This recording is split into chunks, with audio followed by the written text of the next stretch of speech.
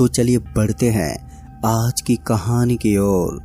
दोस्तों, मैं अपने एक साथी के साथ सामान भरवा कर केरल की तरफ जा रहा था। मेरा ट्रक काफी धीमी गति से आगे बढ़ रहा था क्योंकि लोड बहुत हैवी था। यहाँ से निकलकर जैसे ट्रक मध्य प्रदेश के बीड़ में पहुंचा तो वहाँ का हाल ज्यादा अच्छा नहीं था। मैं ट्रक को सही से तो चला रहा था, लेकिन अंधेरा बहुत ज्यादा हो चुका था। तो साथ ही मैं अपने साथी राजू के साथ बात कर रहा था कि इस इलाके में चोरी बहुत होती है। यहाँ पर तो कभी भी कुछ भी हो जाता है, इसलिए यहाँ पर गाड़ी को तेजी चलाना चाहिए। इस तरह हम दोनों आपस में बातें कर रहे थे, तभी हमें आगे कोई दिखा, लेकिन मुझे इतनी दूर से ठीक से कुछ दिखाई नहीं दे रहा था। लेकिन राजू कहने लगा कि वो कोई औरत लग रही है, मगर मुझे लगा कि इतने सुनसान जंगल में भला कोई औरत कैसे हो सकती थी। यहाँ तो कोई आसपास में कोई रहता भी नहीं था। तभी राजू ने कहा, उस्ताद जी गाड़ी को यहाँ मत रोकना, यहाँ पर पता नहीं कौन हो। अब मुझे भी साफ साफ दिखने लगा कि वो एक महिला ही थी और वो औरत सड़क के बीचों बीच में खड़ी थी। राजू बार बार यही कह रहा था कि गाड़ी मत रोकना। ट्रक उसके बेहद ही करीब आ गई थी और काफी पास आने के बाद वो औरत एक साइड को हटी तो बड़ी ही मुश्किल से मैं वहां से ट्रक को निकाल पाया।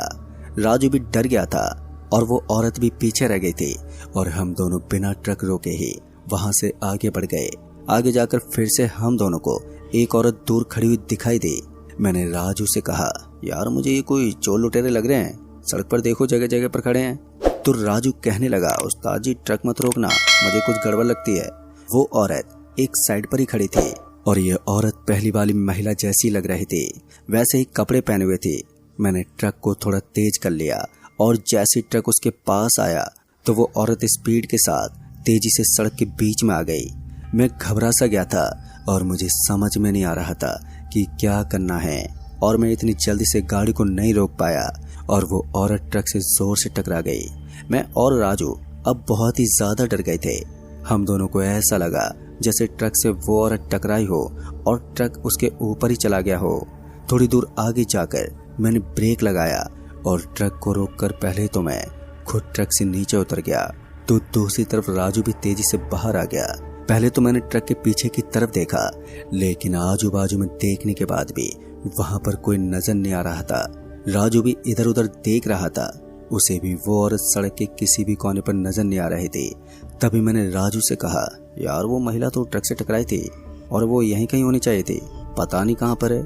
पीछे हर तरफ देखने के बाद जब हम दोनों को लगा कि अब उस महिला को ढूंढने का कोई फायदा नहीं है, तो हम ट्रक में बैठने के लिए पीछे मुड़े।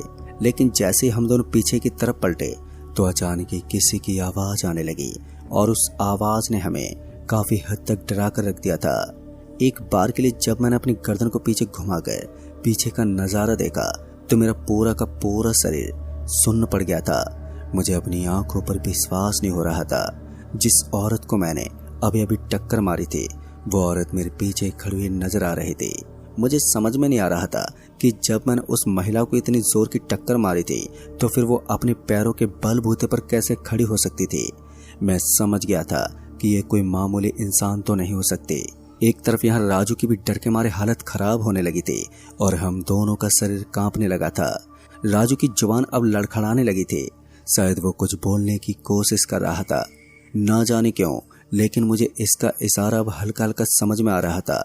और उसके बाद उसने अपना हाथ उसके पैरों की तरफ बढ़ा दिया। फिर जैसे मैं उसकी तरफ देखने वाला था तो वो हवा में उठ गई और उसको इस तरह हवा में उठते देखकर मेरे रोंगटे खड़े हो गए। उस वक्त मुझे अपनी ट्रक की चिंता नहीं थी, बल्कि मुझे अपनी जान की परवाह होने लगी थी। इसलिए मैंने तुरंत ही राजू की तरफ देखते हुए कहा, राजू हमें जल्दी से यहाँ से भागना होगा, अगर हम यहाँ पर थोड़ी देर और रुके तो फिर हमारी मौत हमारे बेहद ही करीब होगी। इतना कहने के बाद मैं वहां से भागने लगा, लेकिन शायद वो औरत इतनी जल्दी हमारा पीछा नहीं छोड़ने वाली थी। अब जिस तरफ हमें कोई भी रास्ता दिखाई दे रहा था मैं उसी तरफ अपने कदमों को पटकता जा रहा था। मैंने ठान लिया था कि अब जो होगा वो देखा जाएगा। फिर कुछ देर के बाद हम सड़क से नीचे उतर गए, क्योंकि हमें इस बात की भी चिंता खाई जा रही थी कि कहीं इस रास्ते के ऊपर हमें कुछ और इसी तरह के नज़ारे न देखने को मिल जाएं। अगर ऐसा हुआ तो हम दोनों बहुत ही बुरी तरह से फंस सकते थे। इसलिए हमने दिमाग लगाकर सड़क से उतरना ही ठीक समझा। लेकिन हम नहीं जानते थे कि सड़क से उतरना हमारे लिए अच्छा नहीं बल्कि और भी ज्यादा भयानक हो जाएगा। फिर जैसे जैसे हम उस रास्ते पर जा रहे थे तो वैसे वैसे हमारे कान में हमें एक अजीब सी ध्वनि सुनाई देने लगी थी। उस आवाज को सुनकर पता नहीं क्यों लेकिन मेरे कान में दर्द होने लगा था। हालांकि वो आवाज इतनी ज्यादा तीखी नहीं थी कि मेरे कान उसको सह ना सके, लेकिन इसके बावजूद भी मेरे कान में मुझे काफी ज्यादा दर्द महसूस हो रहा था। मैं समझ गया था कि ये जो आवाज हमारे कान में गूंज रही है ये कोई नॉर्मल आवाज नहीं हो सकती, क्योंकि आज से पहले मैंने कभी भी इस तरह की आवाज को नहीं सुना था जो हल्की होने के बाद भी मेरे कानों में दर्द करा सके। इस वक्त मेरे लिए सबसे अहम हो गया था कि मैं किसी भी तरह खतरे से लड़ता रहूं और अपनी जान बचाकर निकल जाऊं।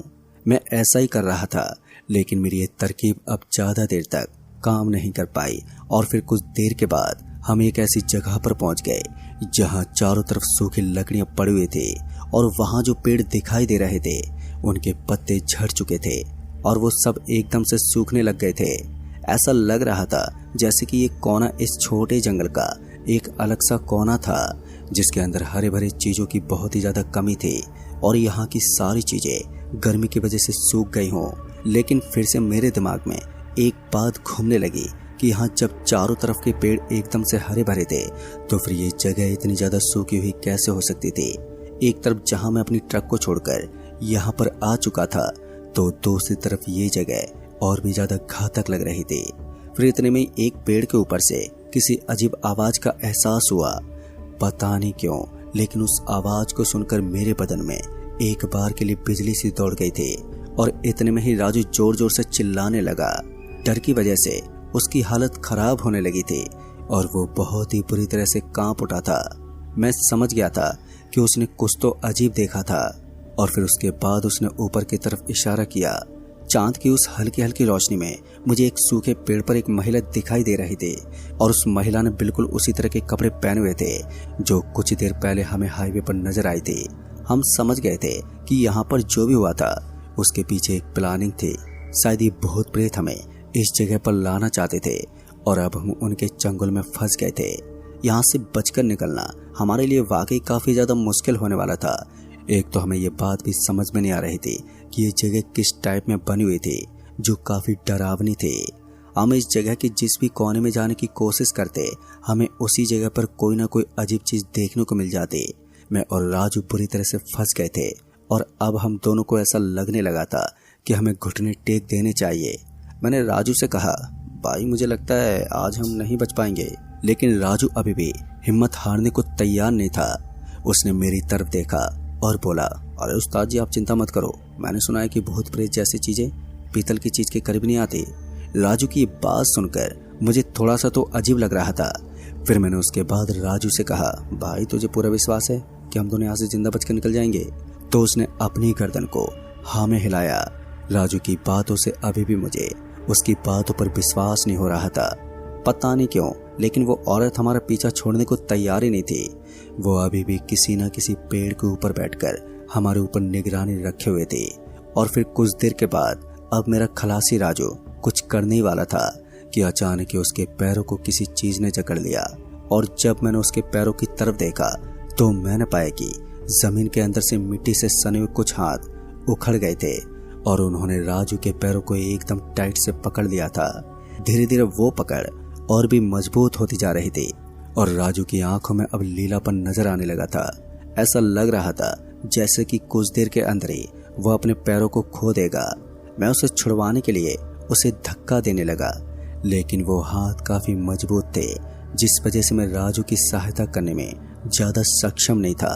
फिर उसके कुछ देर के बाद राजू ने हल्की सी वाणी में कुछ बोलना शुरू कर दिया और उसके मुंह से निकलने वाली इस आवाज से एक बार के लिए वहां पर एक अजीब सा सन्नाटा पसर गया था।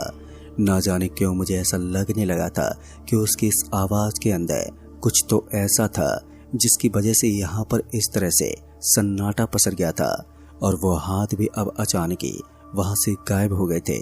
तभी राजू ने कहा, मुझे बचपन से मेरे पापा ने कुछ मंत्रों के जाप सुनाए थे और मंत्रों के जाप से हम यहाँ से जिंदा बचकर निकल सकते हैं। वैसे तो इस बात में कोई शक नहीं था कि राजू भी एक ब्राह्मण परिवार से होने की वजह से भूत प्रेत के बारे में काफी अच्छा ज्ञान रखता था, जिस वजह से मैं उसकी तरफ उम्मीद भरी नजरों से देख लेता था। फिर उसके बाद राजू ने मेरा हाथ पकड़ते हुए कहा, अब मैं जैसा कहता हूँ आपको वैसा ही करना होगा। आप एक काम करो, आप अपनी शर्ट को फाड़ कर यहीं पर नीचे रख दो और उसके ऊपर हम दोनों को अपना अपना खून डालना होगा। दोस्तों ये सुनकर तो मेरे होश उड़ गए थे, मगर उसके बाद जैसा राजू ने कहा मैंने वैसा ही करना ठीक समझा। अब तक मैंने और राजू ने हम दोनों ने अपनी अपनी शर्ट उतार दी थी और उसके ऊपर कुछ खून के छींटे आ गए थे। हम दोनों को दर्द तो हो रहा था, लेकिन हमारे पास ये करने के अलावा कोई चारा भी नहीं था। और उसके बाद राजू ने मुझे एक पल में ही वहां से भागने को कहा और हम भाग तो एक पेड़ के नीचे छुप गए। तभी हमने देखा कि अब हमारी शर्ट के पास एक अजीब सी महिला आ गई थी। उसके बाल बिखरे हुए थे और वो दिखने में बहुत ही ज्यादा डरावनी लग रही थी। मैं समझ गया था कि ये वही औरत थी जो हमें हाईवे पर दिखाई दी थी। उसी वक्त मैंने मौके का फायदा उठाया और हम दोनों उस जगह को छोड़कर आगे आ गए। थोड़ा आगे आने के बाद हम एक कबीले के पास पहुंच गए जहां पर हमारी जान बच सकती थी। हमने अपनी जान बचाने के लिए उन लोगों से भी भीख मांगी और उस दिन इस तरह से हमारी जान बच गई। लेकिन दोस्तों उस दिन के बाद हम कभी भी इस तरह के मामलों में नहीं पड़ते। रात को तो अब हम गलती से भी कहीं भी कोई ट्रक नहीं रोका करते। अब मुझे इन चीजों की काफी नॉलेज हो गई है, लेकिन कभी भी इस तरह का हादसा दोबारा मेरे साथ महसूस नहीं हुआ। तो दोस्तों इस कहानी में बस इतना ही। कहानी आपको पसंद आई हो तो वीडियो को लाइक शेयर जरूर कर दें और साथ ही हमें नीचे कमेंट बॉक्स में जरूर बताएं। जल्द ही मिलूंगा ऐसी एक और नई कहानी के साथ। तब तक के लिए बाय एंड टेक केयर।